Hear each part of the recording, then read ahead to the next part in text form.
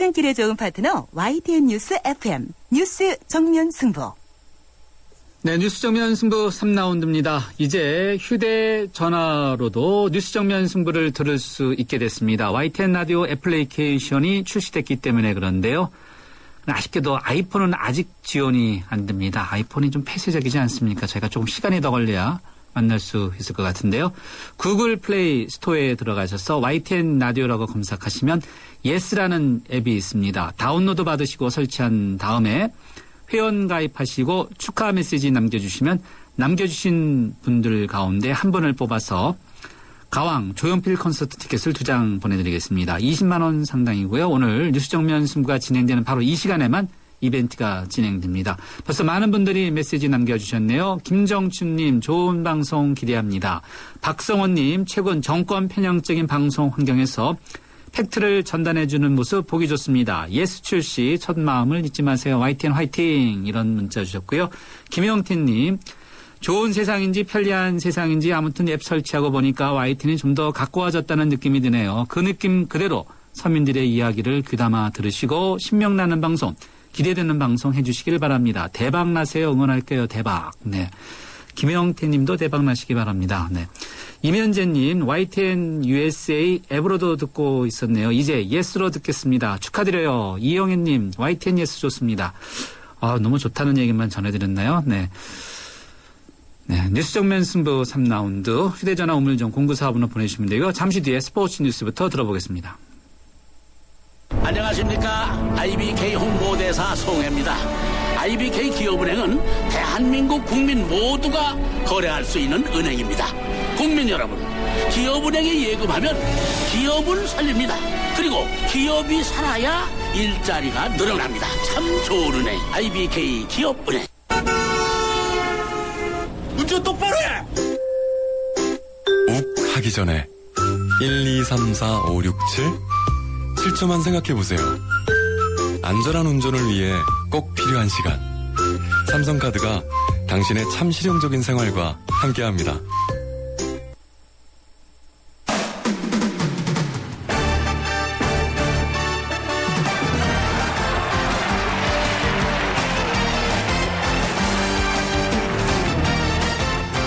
네, 스포츠 소식 알아보겠습니다. 스포츠 경향의 김은진 기자 연결되어 있습니다. 김 기자 안녕하세요. 네, 안녕하세요. 유현진 선수 소식부터 들어보죠. 패전 투수가 됐죠? 네, 오늘 애리조나전에서 시즌 14승에 도전했는데요. 6이닝 동안 안타 10개를 맞고 3실점 하면서 이 다저스가 1대4로 졌습니다. 그래서 류현진 선수도 시즌 6패를 기록했습니다. 지난 8월 31일에 등판한 지 지금 등판 계속 밀려서 12일 만에 등판했는데요.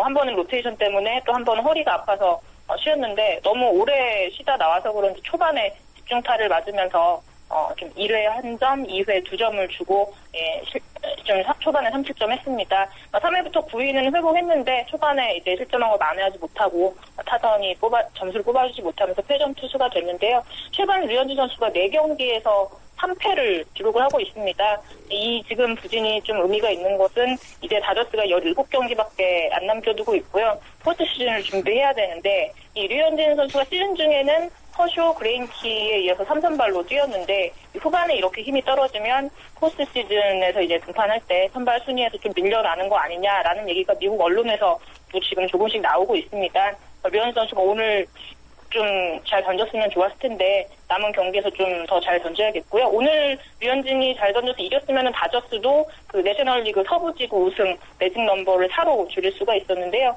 오늘 지는 바람에 그대로 6개 이제 머물게 됐습니다. 류현진 선수는 초반 징크스, 특히 1회 맞으면 항상 패전 투수가 되는 경우가 많아요. 네. 네, 초반에 항상 구인 안 좋을 보면, 그러니까 3회 이후에는 항상 좀 살아나는데요. 항상 시즌 1회부터 시작을 해서 항상 좀 실점을 하는 경향이 있습니다. 네. 신인왕 경쟁 이렇게 되면 어떻습니까? 좀 불리해진 것 같은데요. 지금 가장 강력한 상대인 이 마이애미의 호세 페르난데스, 이 선수도 오늘 저쪽 애틀랜타전에서 등판을 했는데요. 이 선수가 지금 오늘 7이닝 1실점으로 시즌 12승을 거두고요. 또 타석에서는 홈런까지 치면서 자기 승리를 또 다축을 했는데 지금 류현진 선수와 오늘 정반대 투구를 했습니다. 근데 류현진 선수가 그동안은 좀 승수에서 비교적 이 선수를 많이 앞서고 있었는데 류현진 선수가 4경기에서 3패를 하는 동안 이 선수가 굉장히 많이 쫓아왔습니다. 그래서 지금 1승차로 좁혀져 있고요. 방어율은 이 선수가 2.19, 류현진은 3.07이기 때문에 이 페르난데스가 굉장히 크게 앞서 있습니다. 리그 전체 2위 방어율인데 이 문제는 지금 페르난데스가 오늘 등판이 마지막이었습니다. 이 마이애미는 포스트 시즌에서 탈락했기 때문에 이 선수 좀 어깨를 보호해주기 위해서 170이닝까지만 던지면 그만 던져라라고 정해놨는데 오늘 경기로 170이닝을 넘겼기 때문에 이제 페르난데스는 안 나옵니다. 그래서 지금 오늘까지의 기록으로 이제 류현진 선수가 신인왕 경쟁을 하기 때문에 류현진 선수가 좀 불리해진 게 사실인데요. 이제 한 3-4번 정도 류현진 선수는 더 등판할 기회가 남아 있습니다. 이 남은 경기에서 최대한 승수를 쌓으면서 그 기록을 쫓아가야겠습니다. 네, 그렇군요. 이승엽 선수의 아시아 홈런왕 자리가 흔들리고 있다고요? 예, 이승엽 선수 2003년에 56홈런을 치면서 그 일본의 오사다 하루가 갖고 있던 일본의 한 시즌 최다 기록 55개를 넘겨서 아시아 홈런왕이라는 타이틀을 얻었는데요. 이 기록보다 지금 이 기록을 지금 쫓아가고 있는 선수가 일본 야쿠르트의 외국인 타자, 네덜란드 출신인 블라디미르 발렌틴이라는 선수입니다. 이 선수가 지금 어제 시즌 55호 홈런을 쳐서 일본 한 시즌 최다 홈런 타이를 일단 기록했고요.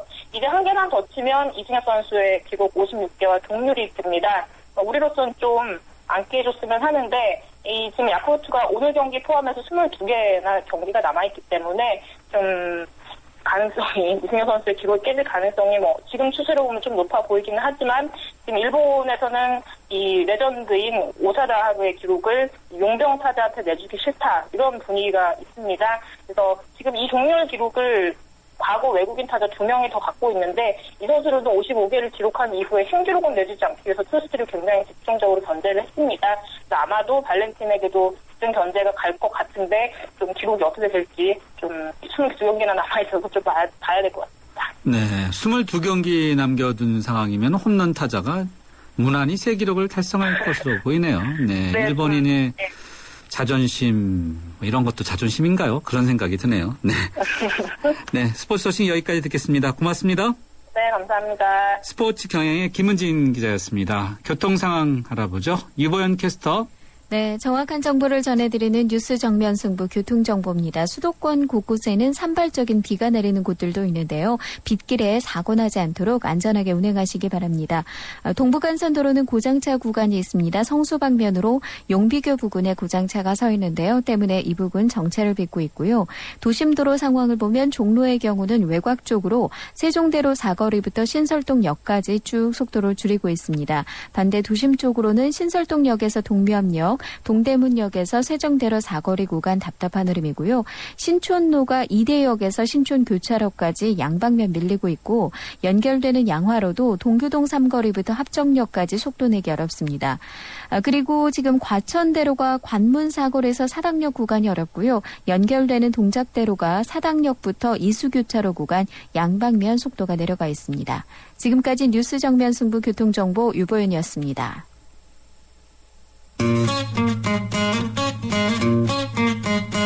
YTN 뉴스 정면 승부에서는 청취자 여러분의 참여를 기다리고 있습니다.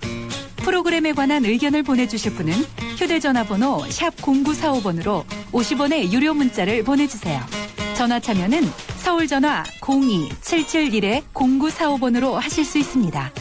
여러분의 많은 참여를 기다리고 있겠습니다. 네, 뉴스 정면 승부 3라운드 세 번째 정면 인터뷰 함께 하시겠습니다. 박근혜 대통령의 미국 방문 중에 성추행 의혹으로 경질된 윤창준 전 청와대 대변인이 미국 사법당국으로부터 가벼운 죄의 이제 성추행 혐의로 기소될 예정이라고 합니다. 사건을 수사 중인 수사팀은요, 사실상 수사를 마쳤고 연방검찰청이 곧 법원으로부터 체포영장을 발부받게 될 것이라고 이렇게 전해지고 있는데요. 김행선 미국 변호사 연결해서 관련된 이야기 들어보도록 하겠습니다. 김 변호사님 안녕하세요. 네, 안녕하세요. 네, 미국 사법당국이 윤창준 전 대변인의 이제 가벼운 성추행 혐의로 기소하고 신병 확보를 위해서 법원에 체포영장을 발부받는 단계다라는 이런 소식이 전해졌는데 맞습니까? 어떤 단계인가요? 예. 미국 같은 경우에는 우리와 달리 그 경찰이 주로 수사를 해가지고요. 네. 수사가 종결된다고 한다면 검사가 별도로 수사를 하지도 않고요.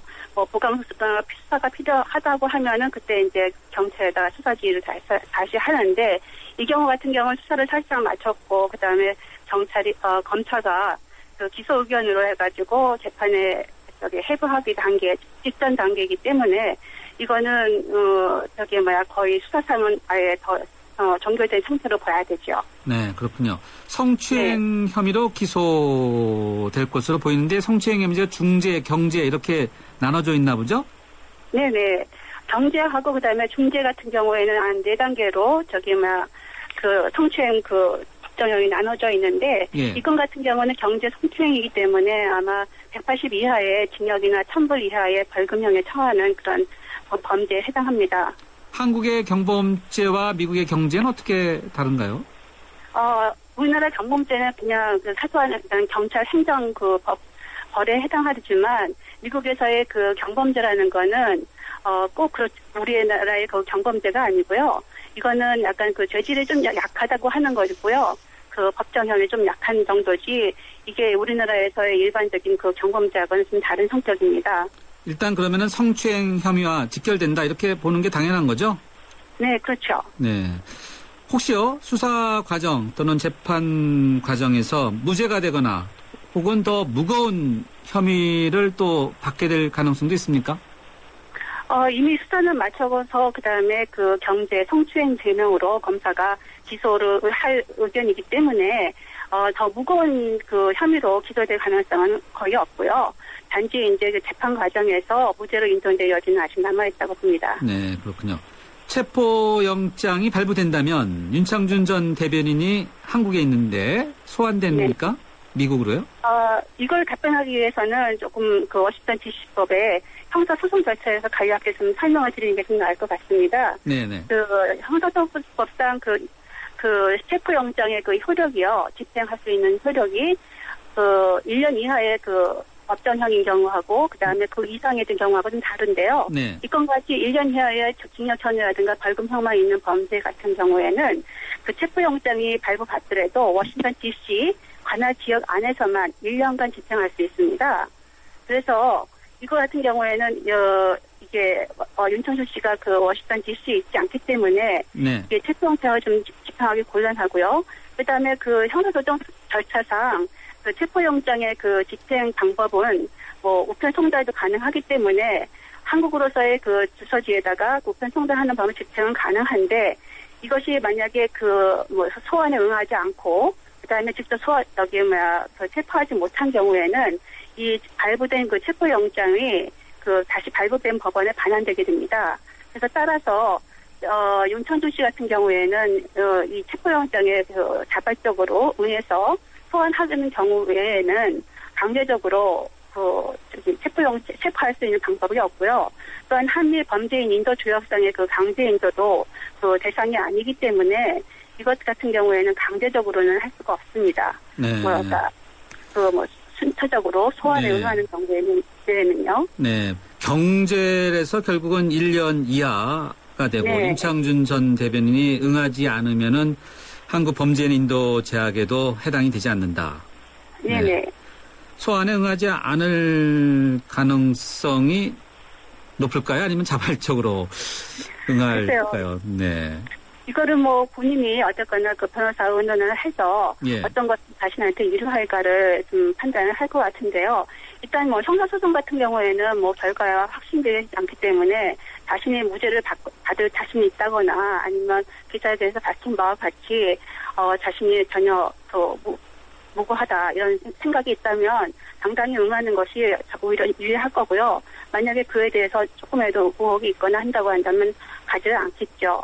그래서 그건 변호사가 판단할 문제인데 그거 외로 일단은 이게 만약에 피해자가 민사소송을 청구하는 경우 있잖아요. 네. 손해배상을 청구한다고 한다면 형사소송이 이렇게 불응하고 그다음에 재판에도 협조하지 않은 경우가 오히려 민사소송에는 불리할 작용이 가능성이 있기 때문에 만약 손해배상 민사적인 상태를 생각한다고 한다면 응하는 것이 또한 좋을 것 같고요. 그래서 그거를 취소 선택은 본인이 변호사 의논해서 할 문제지만 제 생각에는 어차피 소환에 응하는 것이 저는 낫지 않을까라는 생각을 합니다. 소환에 응하는 것이 더 낫겠다라고 이제 김 변호사님은 이제 보고 계시네요. 네. 네.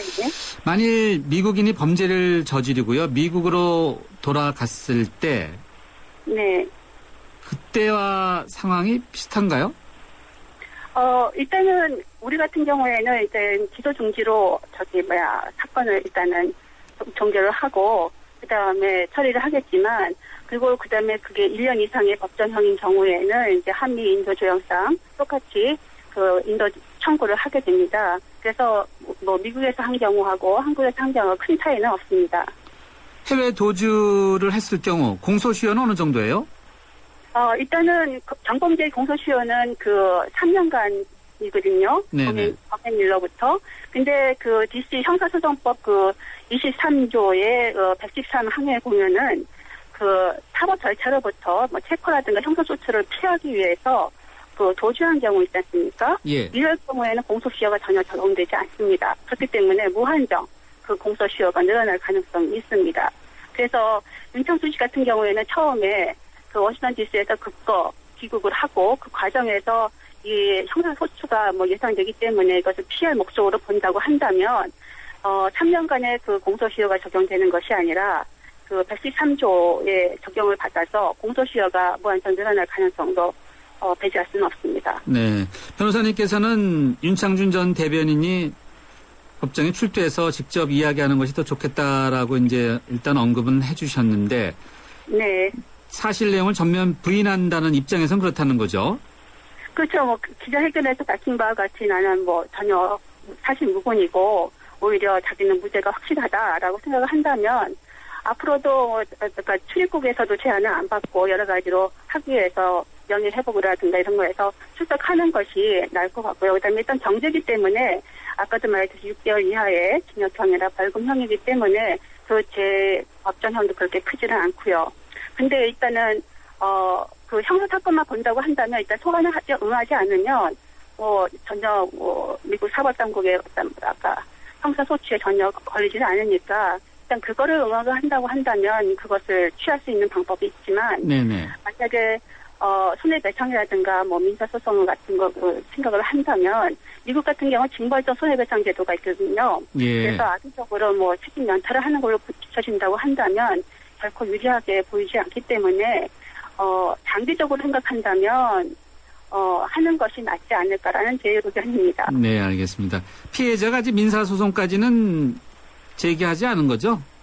아직 그 제기했다는 소식은 제가 보도를 본 적이 없습니다. 네. 이제 민사소송을 제기했는지 안 했는지 이거 보면서 또 윤창준 전 대변인 입장을 정리할 수도 있겠네요. 그러니까 대변인 그렇죠. 말씀 들어보니까요. 네. 네. 네네. 알겠습니다. 대변인님 변호사님 오늘 말씀 여기까지 듣도록 하겠습니다. 감사합니다. 네, 감사합니다. 네. 지금까지 김행선 미국 변호사였습니다. 긴장하라. 아반떼를 넘어선 아반떼가 온다. 강력한 파워의 디젤 출시부터 새로운 매력을 더한 디자인 가스. 더 뉴 아반떼 탄생. New thinking, new possibilities. 현대자동차. 하이무를 하고 싶은데 사람들 시선이 부담스러워서요. 놀리거나 수군거리지 않을까요? 세상엔 남을 놀리고 괴롭히는 나쁜 무리들이 항상 존재합니다. 그들과 싸워 이기세요. 하이모가 함께하겠습니다. 하이모가 답을 드립니다. 1588-5858 하이모. 네, 계속해서 YTN 라디오 예스 앱과 관련해서 축하 메시지 많이 들어오고 있는데요. 메시지 남겨주신 분들 가운데 한 분을 뽑아서 조연필 콘서트 티켓 2장 보내드리겠습니다. 청취자 메시지 몇 개 소개해드리겠습니다. 김유신 님인데요. 저는 구리에서 택시 운전을 하고 있는데요. 이제는 앱 덕분에 어디서든 청취할 수 있겠네요. 앞으로도 앱을 통해서 열심히 참여할 것을 약속드립니다. 문순희님, YTN 라디오 앱 출시, 와우, 축하드립니다. 언제나 바른 소리, 옳은 목소리를 내는 방송이 되길 바랍니다. 이창영님, 세상의 모든 뉴스, YTN 라디오로도 만날 수 있어 좋습니다. 그래서 스마일, 미소, 문자, 아이콘, 이모티콘 이렇게 보내주셨습니다. 감사합니다. 뉴스 정면 승부 3라운드 여기서 인사드리고요. 잠시 뒤에는 신지원 전문의와 함께하는 뉴스 속 건강 이야기 이어가겠습니다. YTN FM 캠페인. 실력 있는 도시, 활력 있는 경제도시 평택이 도약합니다. 초인류 기업들과 함께 첨단 산업도시로 성장해 나가는 평택. KTX 역사 유치로 대한민국 교통 중심지로 성장하는 평택. 국내 5대 무역항인 평택항을 중심으로 항만 물류도시로 거듭나고 명품 농특산물 슈퍼오닝으로 건강한 식탁을 선물하는 맑고 푸른 평택. 아이들의 꿈과 희망이 자라는 모두가 살기 좋은 도시, 이곳이 바로 평택입니다. 이상은 시민 모두가 행복한 도시 평택시와 함께합니다. 4624 4520 아이들에게 처음 구구단을 외우게 할 땐 마음이 찡합니다. 이제 치열한 공부의 세계로 들어가는 것 같아 어른으로서 미안함을 느끼죠. 그런데 정작 아이들은 즐거워하는 경우가 많습니다. 이런 생각이 들어요. 우리가 모르는 공부의 즐거움을 아이들은 알고 있다는 생각. 그 즐거움이 중학교, 고등학교까지 계속될 수 있게 하는 것이 우리 어른들이 해야 할 일 아닐까요? 아이들을 잘 부탁합니다. 아이들이 만들어갈 미래를 잘 부탁합니다. 이 캠페인은 공부를 한다. 대교와 함께합니다. 살아있는 뉴스 깨어있는 방송 한국의 뉴스 채널 YTN 뉴스 FM. 네, 뉴스 정면 승부 4라운드인데요. 저희 YTN 라디오 앱 설치 문제와 관련해서 많은 분들이 질문 주시는데요. 네, 플레이 스토어라는 곳이 있습니다. 거기에서 YTN 라디오라고 치시고 검색을 하시면은 예스라고 되어 있는 YTN 라디오라고도 써 있는데 예스라고 되어 있는 앱을 다운 받으신 다음에 제일 먼저 플레이 스토어를 들어가는 게 중요하겠죠. 그 다음에 회원 가입을 하시고요. 이메일 주소, 비밀번호 두 가지만 설정하면 됩니다. 그 다음에 축하 메시지 남겨주시면 되는데요. 메인 화면에 지금 제 사진이 띄워져 있고요.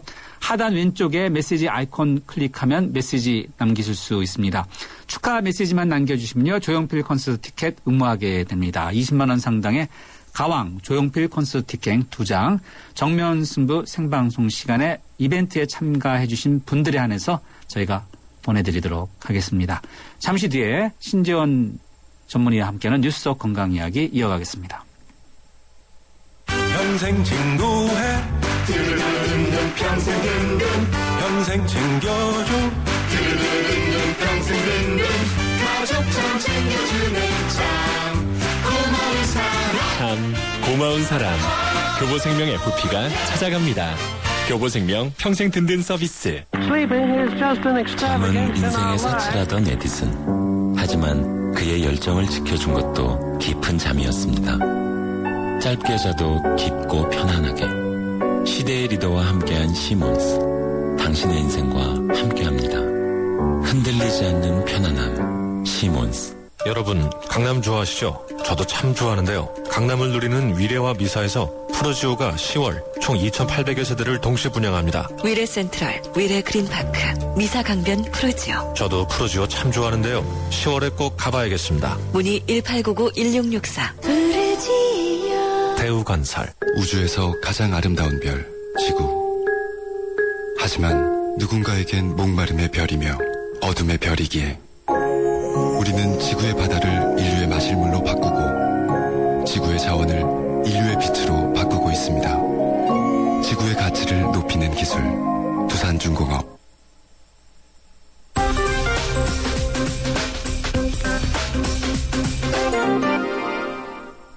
경제뉴스 살펴보겠습니다. 머니투데이의 김태은 기자 연결돼 있습니다. 김 기자 안녕하세요.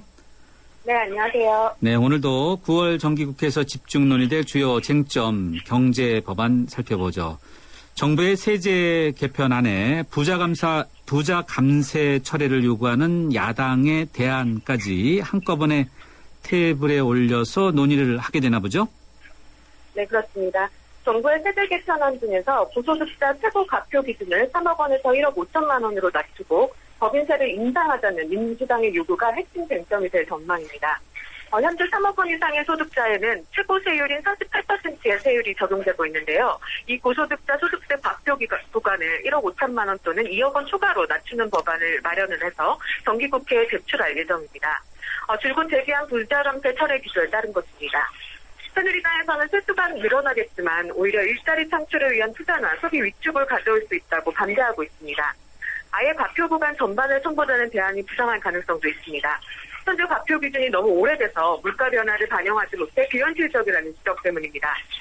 민주당은 법인세를 지금보다 무겁게 과세하는 방안도 검토 중이지만 새누리당은 경제 성장에 악영향을 줄 것이라며 강력 반대하고 있어 충돌이 예상됩니다. 이 밖에 증여세 봉쇄 한도를 3천만 원에서 5천만 원으로 높이는 방안에 대해 야당은 부의 대물림을 강화한다고 비판하고 있어 또 다른 쟁점이 될 전망입니다. 정부가 FTA 협정과 관련해서 많은 분들이 걱정하는가 미흡한 부분을 바로잡아서 다시 정비하겠다 이런 입장을 밝혔다고요? 네, 오늘 현우숙 경제부총리가 그동안 미국과 EU 등과 맺은 자유무역 협정, FTA 등을 검토를 해서 재정비하겠다고 이렇게 밝혔습니다. 한중 FTA 1차 타결 이후에 농수산물 등 국내 피해 협정에 대한 우려가 커지고 있는 것을 의식한 겁니다. 한중 FTA를 앞두고 북한의 보안 대책이 잘 작동해서 취약산업의 경쟁력이 키워지고 있는지 또 실제 피해 부분에 대한 도전이 제대로 이뤄지고 있는지 샅샅이 들여볼 필요가 있다. 이렇게 현 부총리는 말했습니다. 이에 따라서 추가 보안 과제들을 연내 확정을 하고 과제별로 상세 대책을 구체화할 계획입니다. 이와 함께 정부는 중소기업의 중국 내수시장 진출 지원 방안도 함께 발표했습니다. 현지화된 제품 개발에서부터 바이어 발굴, 유통, 물류에 이르기까지 포괄적인 지원책을 내놓기로 했습니다. 이번에는 채무조정 문제 한번 짚어보죠. 앞으로 법원에 개인 회생이나 파산을 신청하기 위해서는 사전에 채권금융기관들과 채무조정을 노력했다. 이런 사실을 증명해야만 하나 보죠? 네, 채권자와의 사전 협의를 거치지도 않고 곧바로 법원으로 향하는 그런 도덕적 해이가 힘을 줬고 있다는 판단에서입니다. 주요 선진국에서는 사전 노력 절차를 운영하고 있는데요. 이 같은 제도를 도입을 하기로 했습니다. 신용회복위원회에서 채무조정 상담을 거치도록 하고 중장기적으로는 통합조산법을 개정해 일정 수준의 채무조정 노력을 거친 경우에만 채무조정 신청을 허용하기로 했습니다. 사전 노력 절차를 규정하는 대신에 법원은 채무조정에 따른 신용정보상 불이익 기간은 5년에서 줄여주는 방안을 함께 검토합니다. 네, 알겠습니다. 채무조정 쉽지는 않네요. 네, 오늘 경제뉴스 여기까지 듣겠습니다. 고맙습니다. 감사합니다. 지금까지 머니투데이의 김태은 기자였습니다.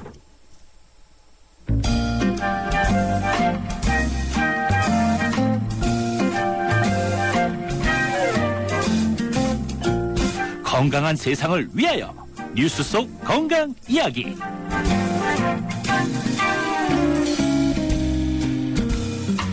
네, 신재원 전문의와 함께하는 뉴스 속 건강 이야기 이어가겠습니다. 오늘은 참 안타까운 이야기죠. 자살 문제 짚어보겠습니다. 우리나라가 OECD 국가 가운데 참 자살률이 세계 최고 수준입니다. 이 문제 하나하나 좀 짚어보겠는데요. 중국에서 매년 25만 명이 자살하는데 자살률, 중국에 워낙 인구가 많으니까 또 그렇기도 하겠습니다만 자살률은 우리나라가 더 높다고요? 네, 그렇습니다.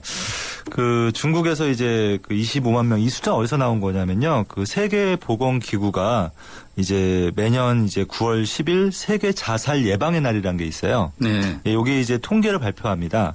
그래서 중국에서 보니까 중국이 매년 25만 명의 사람들이 스스로 목숨을 끊고 있는 것으로 나왔다고 이제 중국의 인민일보가 이제 이 통계를 인용해서 이제 보도를 했는데요. 그래서 인민일보는 이제 중국의 이러한 자살률이 굉장히 심각한 수준이라고 이렇게 전했습니다. 근데 이게 중국 인구를 이제 한 14만 명 정도 보고 있는데요. 그럼 이제 보통 우리가 자살률을 따질 때는 인구 10만 명당 몇 명이 목숨을 끊었냐 이걸 보거든요. 그래서 인구 10만 명당으로 따져보면 19.2명으로 나왔습니다. 이게 이제 전 세계 평균 자살률을 보면은 10만 명당 14.5명입니다. 그러니까 이거보다 높은 거죠. 그리고 이제 중국 위생부가 자체적으로 조사해서 발표한 자살률보다도 높게 나와서 이제 중국 정부가 좀 심각하게 받아들이고 있는 것 같습니다. 중국의 인구와 우리나라 인구는 워낙 큰 차이가 나지만요. 우리나라에서 발생하고 있는 자살률 이렇게 비교해보면 어떻습니까? 네, 우리나라는 매년 한 15,800여 명 정도가 이제 목숨을 끊는데요. 절대적인 숫자로 비교해보면 이제 굉장히 적어 보이지만 인구 10만 명당으로 이제 환산해보면은 31.7명입니다. 그러니까 그러니까 전 세계 평균의 한 2배 정도 되고 중국이 19명 정도로 되게 심각하다고 했는데 그거보다 훨씬 높은 거죠. 특히 이제 1990년에 보면은 인구 10만 명당 한 7.6명이었는데 이게 지금 몇 배나 늘은 거고요. 몇 배가 아니라 뭐 기하급수로 늘은 것 같아요. 기하급수로 늘고 네. 특히 또 문제가 되는 게 청소년 자살률이 굉장히 급증하고 있다는 겁니다. 안타깝네요. 10대에서 20대 초반. 네, 그렇습니다. 그래서 우리나라 청소년 10세에서 19세, 만 19세까지 인구 10만 명당 자살 수가 지난 2001년에 3.19명이었는데 2011년에 5.58명으로 굉장히 많이 증가를 했습니다. 왜 이렇게 청소년 자살이 높을까요? 네, 사실 뭐 이게 자살하는 그 이유는 사실 연령대별로 좀 차이가 있습니다. 그래서 청소년들 같은 경우에는 좀 이렇게 충동적으로 이렇게 자살을 하는 경우가 많고요. 보통 이제 가장 고민하는 부분이 이제 뭐 성적이나 진학 문제 이런 걸로 가장 고민을 많이 하고 40, 50대 우리나라 같은 경우 특징적으로 한 이 IMF 이후에 40, 50대 자살이 굉장히 많이 증가를 했어요. 네, 경제적으로 어려운 다음에 그랬나 보죠. 그래서 네. 이제 40대 연령층의 한 절반 정도가 자살 충동 이유로 경제적 어려움을 꼽았고요. 50대도 마찬가지로 42%가 이 돈 때문에 어떤 경제적 문제 때문에 이제 그런 자살 충동을 느낀다고 대답을 했습니다. 근데 사실 또 노년층 같은 경우에는 꼭 돈 문제가 아니라 어떤 고독감이나 외로움 이런 경우에 이런 것 때문에 이제 자살을 하게 되는 경우가 많습니다. 안타깝습니다. 40, 50대 남자 가장 참 어깨가 무겁죠. 아주 무겁습니다. 네, 무겁죠. 돈도 벌어야지, 또 가정도 챙겨야지, 참 회사에서도 참 밀려나지, 여러 가지 참 힘들죠. 네. 자꾸 저도 그런 생각이 많이 들어요. 예. 이해가 충분히 가는데 우리나라 참 경쟁도 심하고, 예. 이 자살 이유, 원인에 대한 연구 앞서 간단히 설명을 해주셨지만 이게 정확한 원인이라고 보기는 좀 어렵겠죠. 네, 아무래도 사실 이런 자살 원인이나 이런 거에 대해서 심층적으로 이렇게 조사되고 이런 게 아직 연구가 많이 부족한 상황입니다. 그래서 자살의 또 상당 부분이 또 우울증과 또 많이 연관이 돼 있잖아요. 우울증이요? 예, 네. 그래서 이런 의학적인 이유와 어떤 사회적인 이유가 이제 혼재돼서 있는 부분인데 굉장히 어떻게 보면 연구하기 굉장히 또 어려운 분야 중에 하나예요. 그래서 이제 대안으로 이제 보건복지부에서 지금 하려고 하는 것이 심리적 부검이란 것입니다. 심리적 부검이요? 부검 네, 그러면은 가족들이 반대하는데 심리적 부검. 네, 심리적 부검이 뭐냐면요. 그러니까 이 자살 원인을 심층 분석하는 건데요.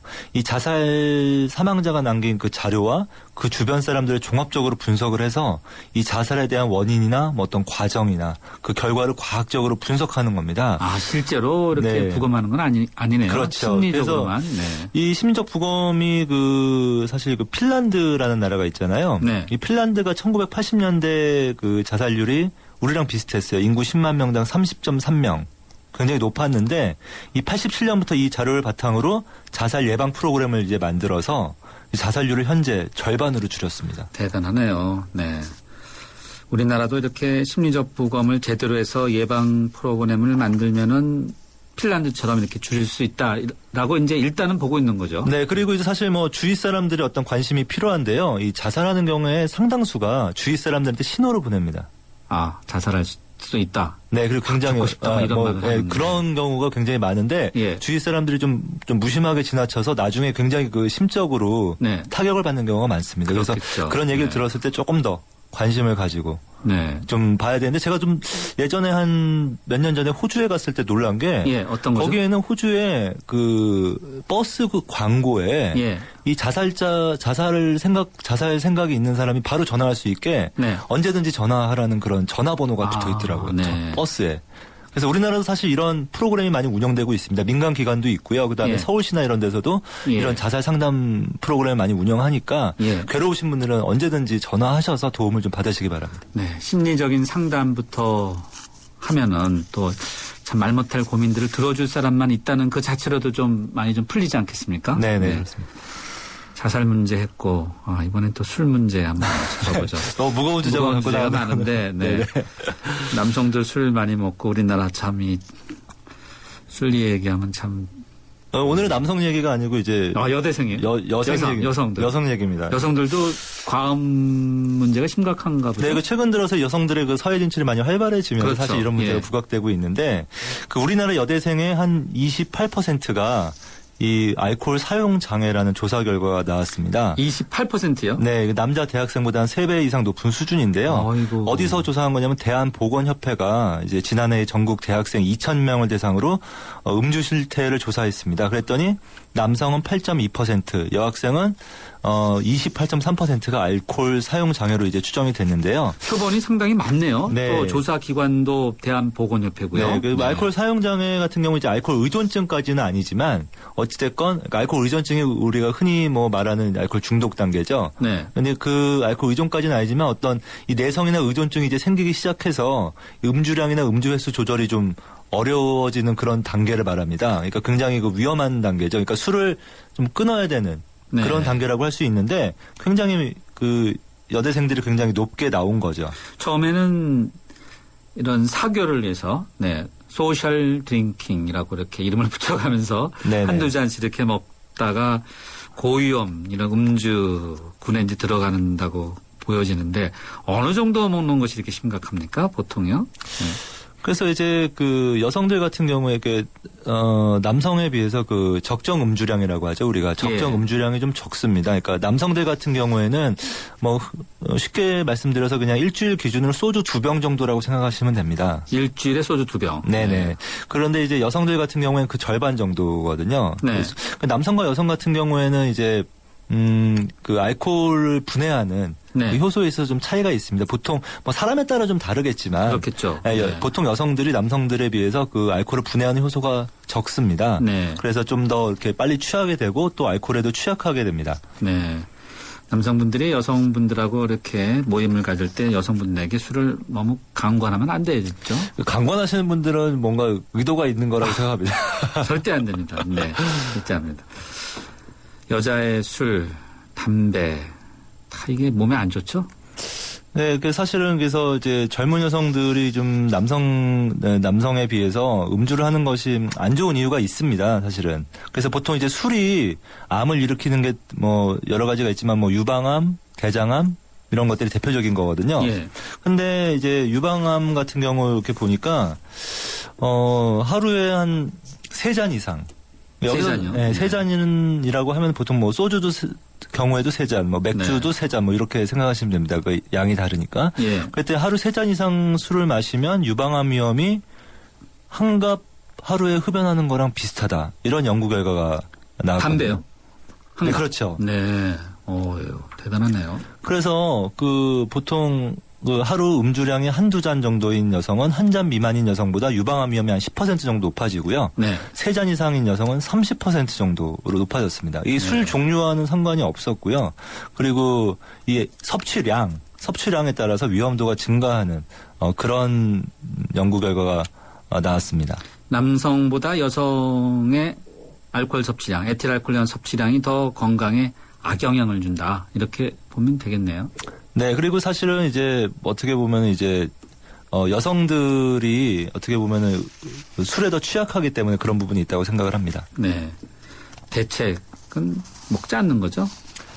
근데 또 이제 여성들에게 네. 어떻게 보면 여성들은 술을 마시지 마라 이렇게 얘기할 수는 없는 거잖아요. 그렇죠. 그러니까 이제 근데 저는 이런 건 좀 필요하다고 생각해요. 이 주류 회사들이 20대 초중반의 그 여성들을 상대로 굉장히 마케팅을 많이 합니다. 왜냐하면 남성들의 술 소비량이 뭐 많이 줄어들기 때문에 그 새로운 시장이 필요한 거죠. 네. 그러니까 20대 또 30대 초반의 어떤 젊은 여성들을 상대로 마케팅을 굉장히 강화하고 있거든요. 그리고 저는 그 소주의 그 알코올 도수가 점점 낮아지지 않았습니까? 그렇죠. 그런 것도 저는 이런 어떤 여성들의 어떤 음주량을 늘리고자 하는 그런 주류 회사들의 어떤 마케팅적인 측면이라고 저는 생각을 하는데 젊은 여성을 대상으로 좀 직접적으로 마케팅하는 것을 좀 규제할 수는 없을까 이런 생각을 저는 해보게 됐습니다. 네, 규제. 술 회사들, 담배 회사들에 이어서 상당히 네. 신지원 전문의의 제안. 그래도 건강을 위해서, 국민 건강을 위해서 정말 필요하지 않나 생각이 들고요. 또 먹는 무점약이 문제가 많나 보죠. 판매에 중지됐다 이런 뉴스도 있었어요. 네, 그 니조랄이라고 아마 많이들 들어보셨을 네네. 거예요. 예전에 뭐 최수종 씨가 이게 뭐 CF 선전도 하고 뭐 예, 그랬었던 네네. 그런 약인데 예. 이 니조랄이 이제 뭐 상품명이고 예. 그 성분명은 케토코나졸이라고 합니다. 예. 케토코나졸이라고 해서 이제 곰팡이를 치료하는 이제 무점약인데 이게 바르는 약도 있지만 먹는 약이 있습니다. 네. 근데 이 먹는 약이 간에 굉장히 독성이 있어요. 그래서 의사들도 이 약을 줄 때 굉장히 그 뭐 간 수치를 체크한다든지 그래서 조심조심 쓰거든요. 예. 근데 이 약이 이제 시중에 유통되지 않게 됐습니다. 그래서 식품의약품안전처가 이 케토코나졸 성분이 든 그 경구용 무좀 치료제 25개 품목을 판매를 중지하고 회수한다고 이제 10일 밝혔는데요. 하지만 이제 연고나 크림 제제 같은 경우에는 몸에 그 전신적으로 흡수되는 양이 굉장히 적기 때문에 간 독성은 크게 우려할 상황이 아니어서 이제 사용할 수 있다고 이제 덧붙였습니다. 먹는 것이 문제라는 거죠. 그러니까. 네, 그래서 지난 7월 29일에 이미 그 미국 FDA의 어떤 그 케토코나졸 경구 이 먹는 약의 사용 중지를 고려해서 이미 꼭 필요한 경우 아니면 처방을 자제해달라는 안전성 서한을 이미 보낸 적이 있거든요. 예. 하지만 이제 전문가들하고 심의를 해본 결과 퇴출시키는 게 낫다고 생각을 해가지고 이제 사용을 못하게 됐습니다. 네, 먹는 니조랄 등 항진균제 이제 드시지 마시다. 네. 하나 더 하죠. 수면 문제. 요즘 스트레스 받으셔갖고 잠 못 자시는 분들 많은데 경제도 안 좋고 이 수면 부족이 대사증후군에 상당한 영향을 준다. 이런 연구 결과도 나왔죠? 네. 사실은 수면 부족뿐만 아니라 수면 과다도 문제가 되는 겁니다. 과다도요? 네네. 카톨릭 대학교 서울 성모병원이 이제 연구를 한 건데요. 18세에서 50세 그 대사증후군 환자 한 7만 8천여 명을 조사했습니다. 그랬더니 평균 수면 시간이 7시간에서 8시간보다 길거나 짧으면 대사증후군 위험이 증가했습니다. 보니까 하루에 한 5시간에서 6시간 자는 경우에는 7, 8시간 자는 성인에 비해서 대사증후군 위험이 27%가 더 높았고요. 9시간에서 10시간 정도로 오히려 많이 자면은 대사증후군 위험이 23% 증가했습니다. 대사증후군이라는 것이 어떤 문제인가요? 네, 대사증후군이라는 거는 이제 5가지 항목이 있는데 복부 비만, 그러니까 허리둘레가 남자는 90cm 이상, 여자는 85cm 이상인 경우, 또 혈액 내 중성 지방이 정상보다 높은 경우, 그다음에 우리 몸에 그 좋은 콜레스테롤이 좀 낮은 경우, 그다음에 혈압이 130에 85 이상, 그리고 공복 혈당이 100 이상인 경우, 이 5가지 경우 중에서 3가지가 기준치를 넘으면 우리가 대사증후군이라고 합니다. 끝날 시간이 됐는데 잠 푹 자는 간단한 비법 있으면 설명해 주시죠. 저는 너무 저녁 때 과하게 운동을 하지 마시고 약한 운동을 한 다음에 샤워를 하고 따뜻한 우유를 마시면 좋다고 생각합니다. 예, 알겠습니다. 오늘 말씀 여기까지 듣겠습니다. 감사합니다.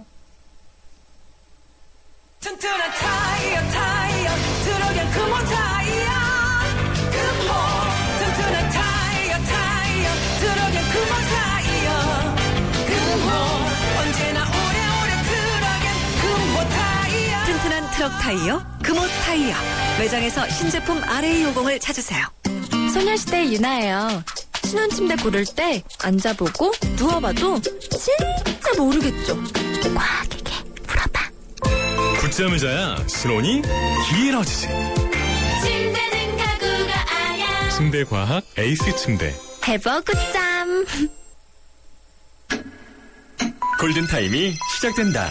노후 준비와 골드바의 행운을 동시에 해피에이지 100 이벤트. 세제 혜택은 물론 연령 제한 없는 현대에이블 신연금 저축펀드에 가입하고 상품권과 골드바의 행운을 잡아라. 12월 31일까지 홈페이지 참조. 에이버 현대증권. 투자 손실에 유의하세요. 휴대폰 싼 거로 주세요. 아무렇게나 사면 안 되지. 최신 건 잘 사셔야죠. 모두 다 따져봐야죠. 어디서요? 비교를 믿고 사는 하이마트. 잘 사고 볼 일입니다. 알차게 잘 샀지? 역시 하이마트네. 최신 휴대폰 살 땐 하이마트로 가요. 네, YTN 라디오 예스의 이벤트 당첨자 김영태 씨입니다. 축하드립니다. 오늘부터 시작한 이벤트는요. 9월 30일까지 쭉 이어집니다. 공휴일을 빼고요. 네. 9월 10일 목요일 정면승부 여기까지입니다.